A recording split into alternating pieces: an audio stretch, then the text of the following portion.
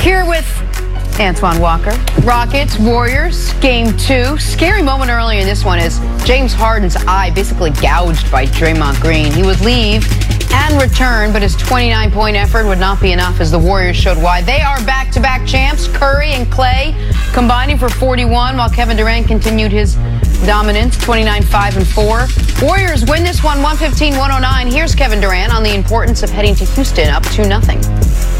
Well, definitely want to take care of home, especially after how last series went, losing 2 of them at home. So I think we're just a little bit more focused to finish games, no matter if we were up 15 and they still cut it down. And I think I love how we stayed poised through it all. You know, I think we only was able to do that because of what we went through in the first series. And, you know, so glad that we was able to finish it out at home, but we know these guys are even more dangerous at their crib, so us on the road, they're even more dangerous. Antoine, wasn't a monster night from Kevin Durant or Steph Curry or any individual Warrior. How are they able to take care of the Rockets in Game 2? Well, simply they play with a lot of energy, a lot of effort, and you guys talked about it earlier. Draymond Green and Andre Iguodala, the way they're playing, rejuvenated basketball. The Houston Rockets, the worst thing that could have happened to them was DeMarcus Cousins getting hurt, because it changed the whole complexion of the series. It made them go back to their original small lineup that's won games for them, and it took DeMarcus Cousins out the equation. Now Kenneth Faried can't play. He's not getting the minutes that we thought that he was going to get this series. Obviously, it takes away from their rotation. If you look last night, Golden State Warriors respected James Harden regardless of his eye injury. They trapped him. They forced him to make plays, forced him to throw the lob in the Capella. I mean, it had to be 6 or 7 times they tried to do that play, but because they're quick, athletic, Kevin Durant protecting the basket, the series is switched because now Golden State can play their Hampton 5, as you guys call it. I just call it their small lineup, and be effective. And then they get great play. I mean, Draymond Green looks like a different player. Obviously, you can tell he's healthy now, and he's making plays. He had a toe injury during the season. So you can tell he's healthy now. I mean, the dunk he got in the second half showed he's got his athletic ability back. And I think he's the difference maker in the series. They cannot match up with Golden State's small lineup. Well, the numbers say the Hamptons 5 is the difference in this series. They've played that unit 48 of, so exactly half of the minutes, and they are crushing the Rockets in those minutes. In the other 48 minutes, the Rockets actually have a slight edge. That Hamptons 5 unit has a near 130 offensive rating, which is a 110 offensive rating is great. 130 is almost impossible. And I mean, you look at it right there. It's not in just spot duty. It's half the game. It's half the minutes that have been played in this series. But the point you're making about Iggy and Draymond, how good they look, and then when you add to it, what was so impressive to me about last night was the Warriors' level of engagement and attention to detail defensively compared to the Rockets' just casual, almost laissez-faire attitude with the basketball. The Rockets are not a high turnover team. One of the benefits of being iso ball is you don't turn the ball over a lot.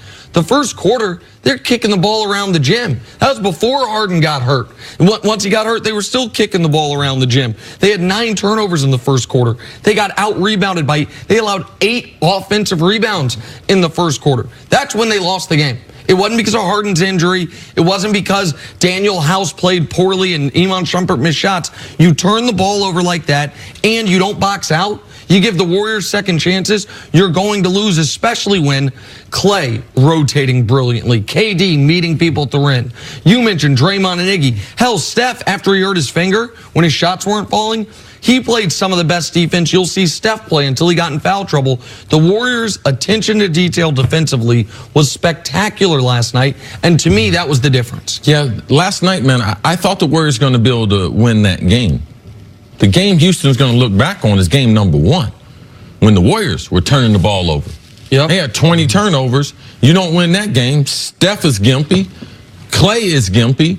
Back to game number 1. What I worry about with Houston is, and the only reason why is because they said this. We had Daryl Morey. He sat here, and we talked about Houston during the regular season. They don't practice an awful lot. They have a veteran ball club, and they rest their players, do a little bit of shoot around, and they don't practice much. They don't do much on the court.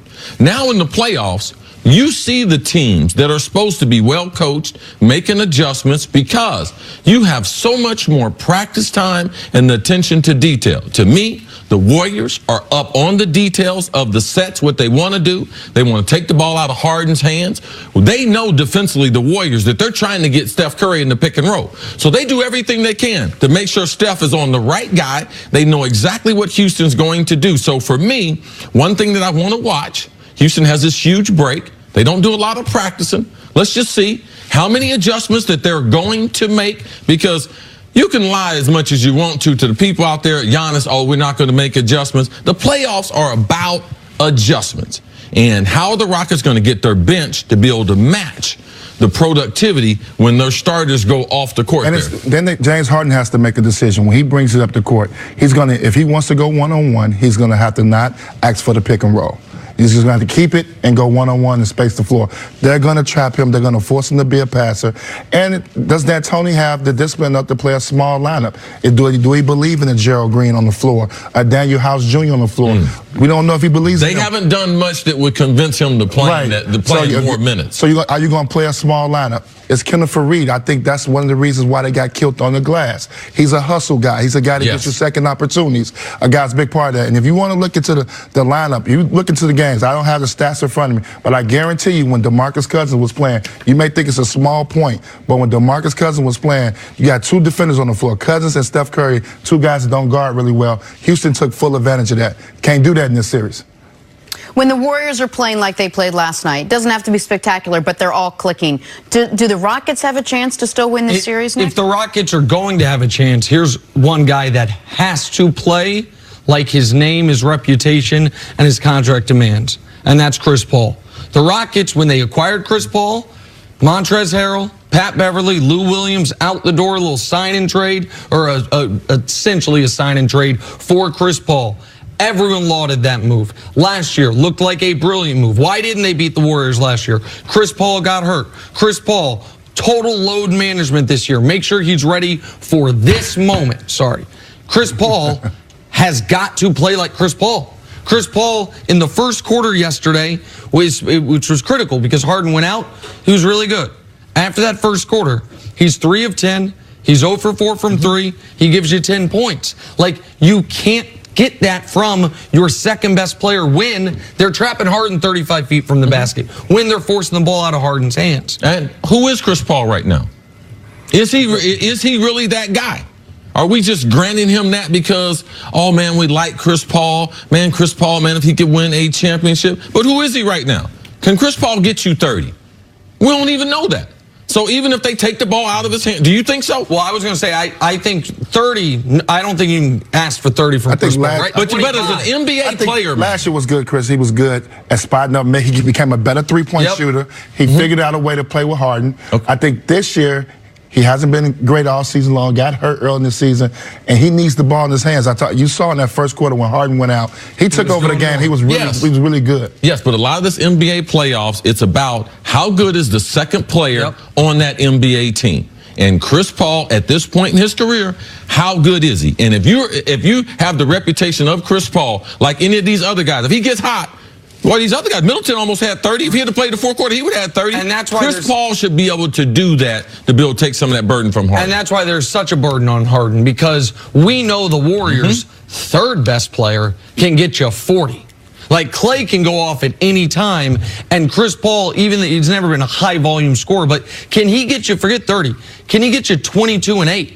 Right, you know what I mean? A game like that, which they need, they're going to have to get one of those games from Chris Paul and these two back in Houston, or they won't have a chance in this series. Rockets down 0-2, Game 3 slated for this Saturday night. Antoine, stick around. Coming up, should Kyrie Irving shoulder the blame for last night's loss? That's next on First Things First. Get yourself hydrated, man. You're doing 3 in a row. Then we'll do it. All right?